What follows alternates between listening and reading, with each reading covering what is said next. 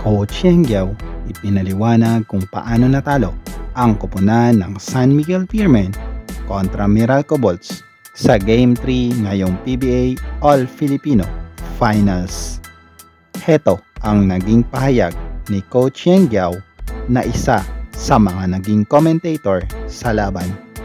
Yes, actually, that corner shot by Dusap really was the winning shot there. At, sayang for San Miguel. You're going to go back and look at all your free throws that you missed. Correct.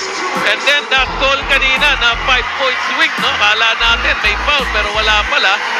Ang balik nun sa kabila is a 3-point shot. So you look at those things and see where you can probably find solutions, in Game 4. Some giving chase. At the foul. Oh, what a tawag! Walang tawag. Wow.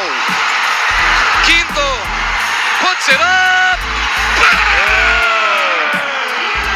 Oh, that's a big one. Wow. That's a big one. Kayo mga idol, agree ba kayo sa mga naging pahayag ni Coach Yengyao? Please comment down below at pupusuan natin yan.